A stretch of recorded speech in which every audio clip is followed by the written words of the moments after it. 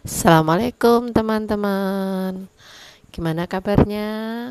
Semoga teman-teman selalu sehat walafiat dan selalu dalam lindungan Allah Subhanahu wa taala. Teman-teman, jumpa lagi dengan channel Kak Rus ya. Kali ini Kak Rus ingin membagikan tips bagaimana cara merawat dan menanam kaktus. Tapi sebelum Kak Rus bagikan tips, alangkah baiknya kalau teman-teman tekan tombol subscribe, lalu tekan tombol like ya teman-teman, kemudian share dan nyalakan loncengnya agar teman-teman tidak tertinggal dengan tips-tips atau trik ataupun apapun yang akan Kak Rus berikan di channel Kak Rus.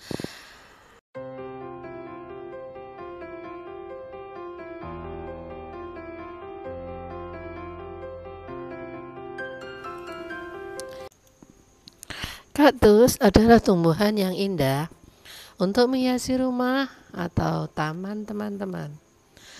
Baik tujuan teman-teman menanamnya adalah untuk dimakan ataupun hanya sekadar menjadi tanaman hiasan saja. Kebanyakan orang membayangkan sebuah tanaman berduri yang sendirian dan berdiri di gurun pasir ketika mendengar kata kaktus. Faktanya, tumbuhan berfamili Cactaceae ini memiliki varietas spesies yang dapat tumbuh dan berkembang dengan baik pada lingkungan yang lembab.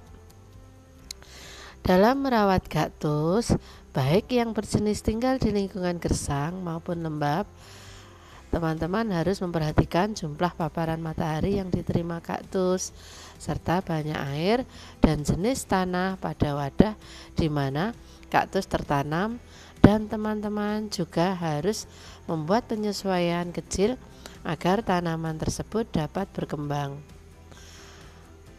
Perhatikan langkah-langkah berikut ya teman-teman. 1.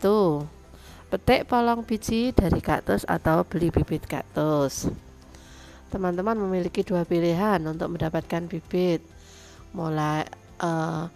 Untuk memulai penanaman kaktus teman-teman ya, yaitu dengan membeli bibit dari toko supplier tanaman, atau teman-teman juga dapat memetiknya langsung dari kaktus yang teman-teman miliki. Di sini sebenarnya teman-teman memilih antara harga dan kemudahan biji. Yang dapat dibeli di toko harganya murah dan sudah dibungkus dengan rapi. Sedangkan biji yang Anda petik sendiri akan membutuhkan beberapa proses lebih lanjut. Jika teman-teman ingin membeli bibit kaktus, seharusnya teman-teman tidak akan mendapatkan kesulitan untuk menemukan tempat yang menjualnya. Banyak toko perlengkapan kebun yang menjual bibit kaktus. Teman-teman juga dapat membelinya melalui situs daring online, di mana teman-teman dapat melihat ratusan jenis kaktus yang berbeda sebelum teman-teman memesannya. Jika di sisi lain, teman-teman ingin memetik biji kaktus sendiri, mulailah dengan mencari polong biji dan buah pada kaktus teman-teman. Biasanya, polong tumbuh menjadi cabang dan dari bagian inti tubuh kaktus yang telah berbunga. Ketika bunganya telah gugur, polong atau buah kaktus telah matang dan siap dipanen. Ini merupakan asumsi jika ia telah melalui proses penyerbukan. Petik polong atau buah dari kaktus sebelum polong atau buah tersebut mengering.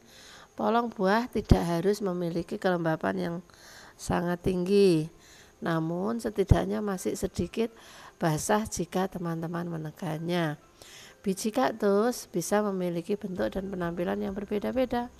Beberapa jenis biji berwarna hitam pekat atau terdapat bintik-bintik kemerahan yang terlihat jelas.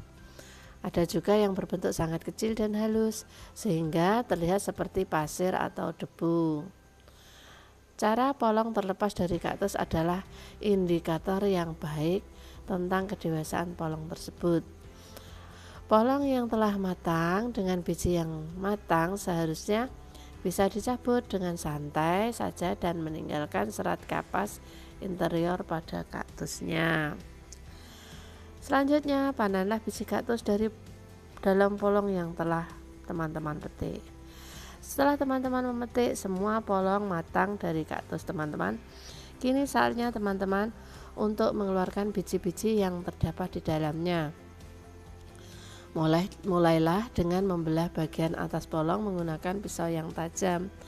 Lalu belah salah satu sisinya agar teman-teman dapat melihat di mana biji terdapat.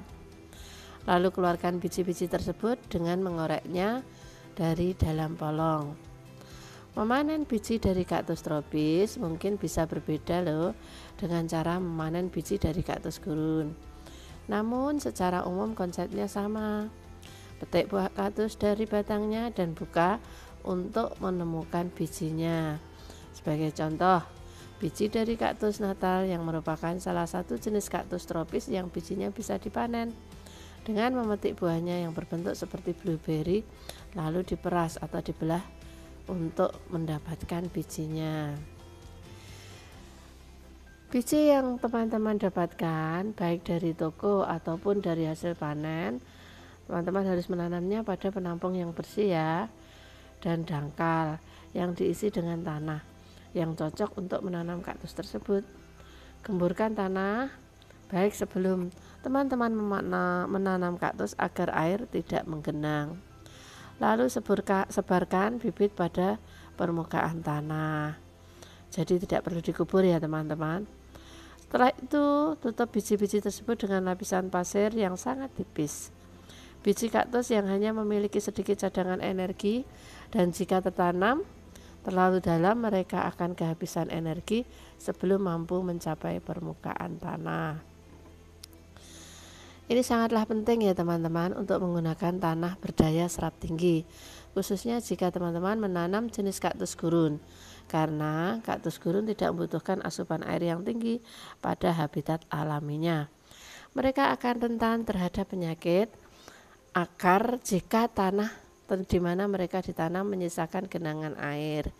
Cobalah gunakan tanah campuran berkualitas tinggi dengan campuran batu apung dan granit untuk penyerapan yang baik. Jika tanah yang teman-teman gunakan belum dipastir, seharusnya disebutkan dalam bungkusannya ya. Mungkin akan lebih baik jika teman-teman memanaskannya terlebih dahulu pada oven dengan suhu 150 derajat Celcius selama 30 menit. Proses ini akan membunuh hama dan bakteri berbahaya yang terdapat dalam tanah tersebut. Kemudian setelah teman-teman menggumurkan tanah dan menanam biji kaktus, tutuplah wadah teman-teman dengan tutup transparan seperti bungkus plastik bening. Lalu letakkan di tempat di mana biji dapat menerima cahaya matahari yang cukup. Jendela di mana sinar matahari bisa masuk adalah tempat yang bagus ya teman-teman. Jangan memberikan paparan matahari yang intens dan secara terus-menerus. Namun cukup dengan sinar matahari sedang untuk beberapa jam setiap harinya. Tutup transparan yang teman-teman gunakan akan menjaga kelembapan sembari kaktus teman-teman mulai bertumbuh sambil disinari oleh cahaya matahari. Di sini teman-teman harus bersabar ya untuk menunggu kaktus berkecambah. Proses penyembahan bisa memakan waktu beberapa minggu atau bahkan hingga beberapa bulan, tergantung jenis kaktus yang teman-teman tanam. Kaktus tropis secara alaminya tumbuh pada tempat yang teduh di bawah teduhan pohon, sehingga secara alami mereka membutuhkan cahaya matahari lebih sedikit dibandingkan kaktus gurun. Teman-teman dapat melakukan penanaman kaktus tropis pada tempat yang terpapar sinar matahari secara langsung. Teman-teman juga dapat menggantung pot kaktus tropis di bawah tenda peneduh. Kemudian letakkan kaktus tropis pada tempat yang bersuhu hangat dan konsisten ya teman-teman. Kaktus gersang secara alaminya dapat bertahan hidup pada suhu yang ekstrim, sangat panas di siang hari dan sangat dingin di malam hari. Sedangkan kaktus tropis lebih cocok bertahan hidup pada lingkungan yang segar dan bersuhu konsisten. Maka letakkanlah kaktus tropis pada tempat yang terhindar dari perubahan suhu lingkungan yang ekstrim agar dapat tumbuh dengan baik. Usahakanlah untuk membiarkan kaktus tropis pada suhu 21 hingga 24 derajat Celcius. Rumah kaca adalah tempat yang sangat cocok ya untuk kaktus tropis. Jika tempat tinggal teman-teman tidak beriklim tropis, mungkin akan lebih baik jika teman-teman meletakkan kaktus tropis di dalam ruangan, di mana temperatur dan paparan matahari yang diterima oleh kaktus lebih stabil. Sekarang cara merawat kaktus ya teman-teman. Ketika duri-duri kaktus mulai terlihat, berikan celah agar kaktus dapat bernapas. Setelah beberapa minggu berlalu, biji yang teman-teman tanam harusnya mulai berkecambah. Kaktus pada umumnya tumbuh dengan cukup lambat. Teman-teman mungkin harus menunggu lebih dari 1 bulan hingga biji kaktus berkecambah. Lalu, seharusnya teman-teman akan melihat duri-duri pertama kaktus yang sangat kecil. Ketika itu terjadi, berikanlah celah agar kaktus dapat bernafas dengan membuka tutup transparan pada siang hari. Sering bertumbuhnya kaktus, teman-teman bisa membiarkan kaktus dalam keadaan terbuka ya, untuk periode yang lebih lama hingga kaktus cukup kuat dan tidak memerlukan tutupnya lagi. Harus diingat ya bahwa membuka tutup transparan akan meningkatkan penguapan dari tanah. Ini berarti bahwa teman-teman harus mulai menyiraminya. Lakukanlah dengan hati-hati, jangan sampai tanah menjadi terlalu kering, dan juga jangan membiarkan air menggenang setelah teman-teman menyiraminya. Ingat juga ya bahwa kaktus tropis tidak berduri, jadi mulailah memberi celah nafas pada kaktus ketika biji-biji kaktus tropis mulai berkembang hingga terlihat menembus tanah. Yang kedua, pindahkan kaktus ke wadah yang lebih besar ya teman-teman, ketika mereka sudah cukup dewasa. Seperti yang disebutkan tadi, bahwa kaktus bertumbuh cukup lambat ya teman, tergantung pada jenis kaktus yang teman miliki. Kaktus membutuhkan 6-12 bulan untuk mencapai ukuran sebuah kelereng besar. Jika kaktus sudah cukup dewasa, akan lebih baik jika teman-teman memindahkannya ke wadah baru. Seperti tanaman lainnya, menanam kaktus pada wadah yang terlalu kecil akan menyebabkannya kekurangan nutrisi, menghambat pertumbuhannya, dan bahkan membuat kaktus tersebut mati. Untuk memindahkan kaktus, kenakan sarung tangan yang tebal dan keras atau sekop untuk mengeluarkan kaktus hingga ke akarnya dari wadahnya. Tanam kaktus tersebut pada wadah baru yang lebih besar dengan jenis tanah yang sama, lalu sirami kaktus tersebut. Yang ketiga, biarkan kaktus berada di tempat teduh untuk proses penyembuhan. Selain tubuh kaktus, akar kaktus juga bertumbuh. Ketika kaktus terus bertumbuh seiring berjalannya waktu, yang mana bisa saja memakan waktu bertahun-tahun ya teman-teman. Mungkin perlu untuk memindahkannya ke wadah lain beberapa kali. Namun proses perpindahan wadah dapat menyebabkan stres pada tanaman, sehingga teman-teman harus membiarkannya menyembuhkan sendiri. Setiap kali teman-teman memindahkannya ke wadah baru, letakkanlah kaktus teman-teman pada tempat yang teduh hingga akarnya mengokoh di wadah baru. Secara bertahap, perkenalkan ulang kaktus teman-teman pada sinar matahari selama kurang lebih 1 bulan. Yang keempat, siramilah sekali-kali. Kaktus dewasa membutuhkan sangat sedikit air dibandingkan tanaman pot lainnya. Meskipun mereka membutuhkan sedikit air, mereka terkenal sebagai tanaman yang tahan banting. Soal ketahanan hidup tanpa membutuhkan banyak air, meskipun setiap jenis kaktus memiliki kebutuhan air dengan jumlah yang berbeda-beda. Akan lebih disarankan untuk menunggu hingga tanah benar-benar kering sebelum teman-teman menyiraminya, tergantung pada suhu dan cuaca. Biasanya Teman-teman hanya perlu menyiramnya sebulan sekali atau bahkan bisa lebih lama daripada 1 bulan. Ingat ya teman-teman, bahwa kaktus bertumbuh dengan lambat dan tumbuh secara bertahap, maka dari itu kaktus tidak membutuhkan air dalam jumlah yang banyak. Menyirami kaktus terlalu sering akan permasalahan pada kaktus, termasuk penyakit akar yang dapat menyebabkan kematian kaktus tersebut.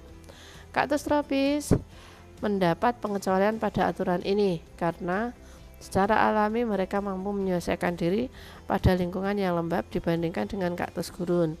Teman-teman bisa menyirami kaktus tropis dengan sedikit lebih sering, namun akan lebih baik jika teman-teman tetap menunggu hingga tanah benar-benar kering sebelum teman-teman menyiramnya. Pupuki kaktus kecil pada bulan-bulan pertumbuhan ya. Meskipun pertumbuhan kaktus lambat, pertumbuhannya dapat teman-teman tingkatkan dengan sedikit pemberian pupuk atau makanan tumbuhan pada musim semi dan kemarau. Pada umumnya, kaktus membutuhkan pupuk yang cenderung sedikit dibandingkan tanaman lainnya. Coba gunakan pupuk cair yang dapat diencerkan sekali sebulan. Campurkan sedikit pupuk cair dengan air dalam jumlah yang sama ya. Lalu berikan campuran ini pada kaktus seperti ketika teman-teman biasa menyiraminya. Perlu diingat ya teman-teman, jumlah pupuk yang dapat teman-teman berikan tergantung pada spesies dan ukuran kaktus yang akan dipupuk. Informasi spesifiknya seharusnya terdapat pada bungkus pupuk yang teman-teman gunakan.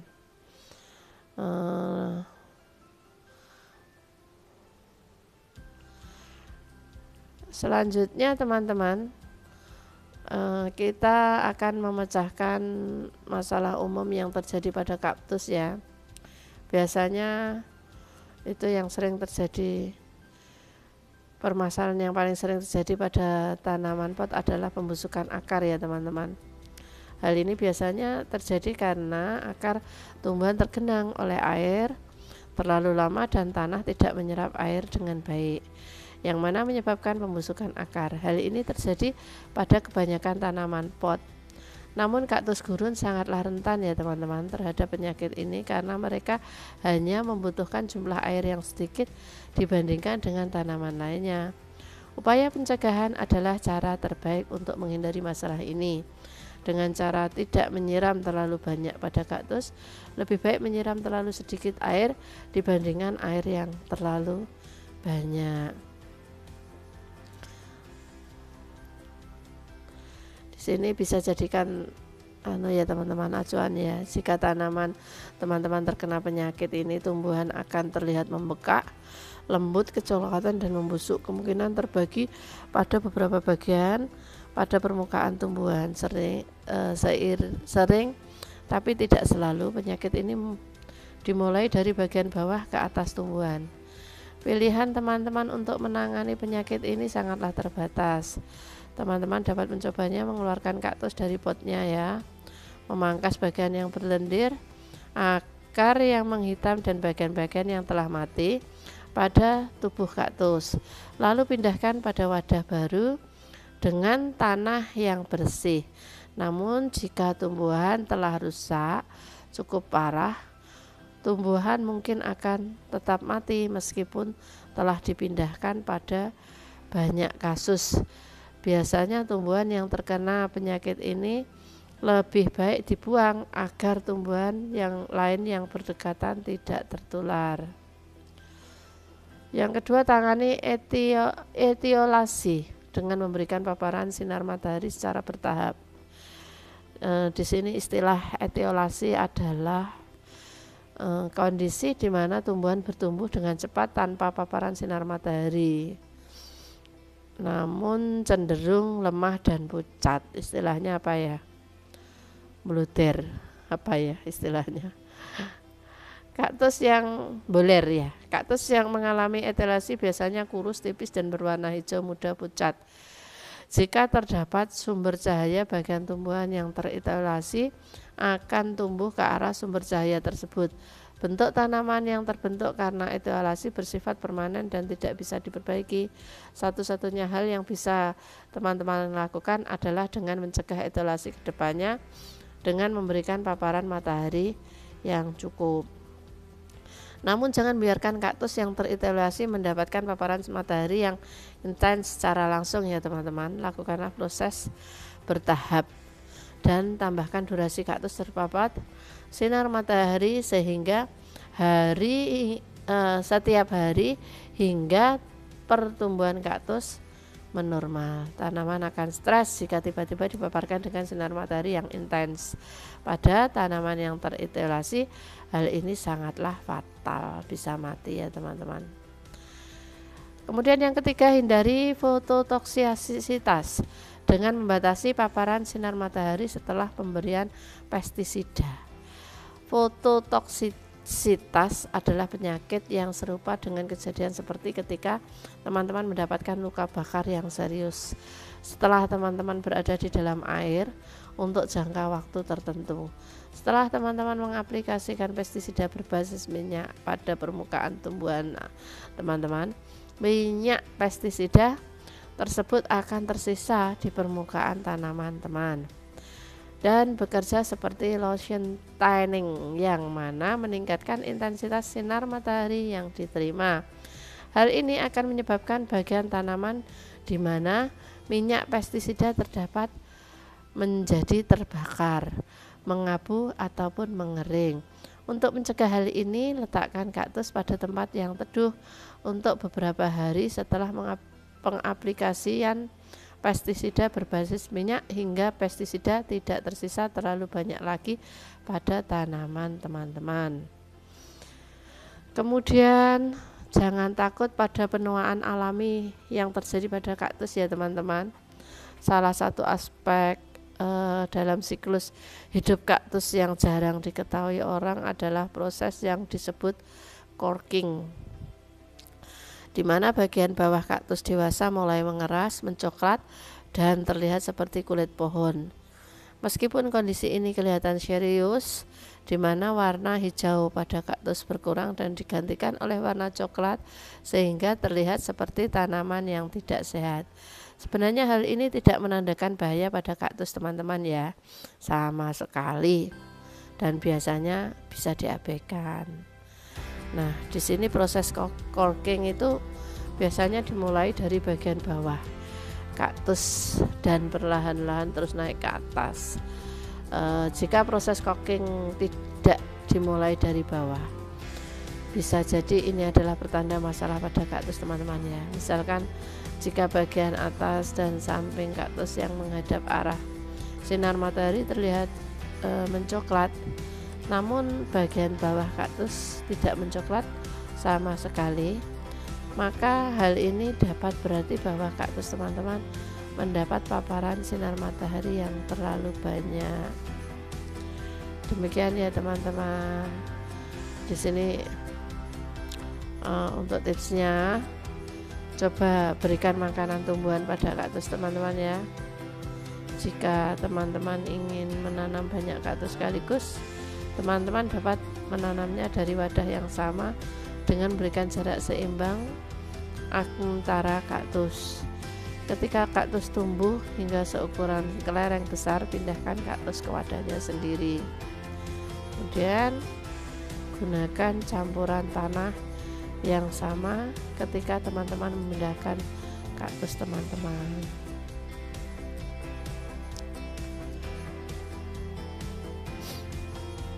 Nah, ini ada peringatannya ya teman-teman. Perhatilah terhadap parasit yang mungkin menyerang kaktus teman-teman, terutama serangga tepung yang biasanya terlihat seperti gumpalan putih. Pisahkan parasit tersebut dengan menggunakan tongkat atau tusukan dan gunakan pestisida untuk membasmi parasit yang sulit dijangkau. Nah, ini gunakan pestisida seperti Malathion untuk membunuh tungau laba-laba merah dan Coccidea yang biasanya terlihat seperti titik-titik kecoklatan ya teman-teman. Kenakan sarung tangan tebal ketika teman-teman ingin menyentuh kaktus berduri. Demikian teman-teman, yang dapat Kak Rus sampaikan ya. Semoga bermanfaat untuk kita. Terima kasih ya teman-teman. Sampai jumpa. Dadah. Assalamualaikum.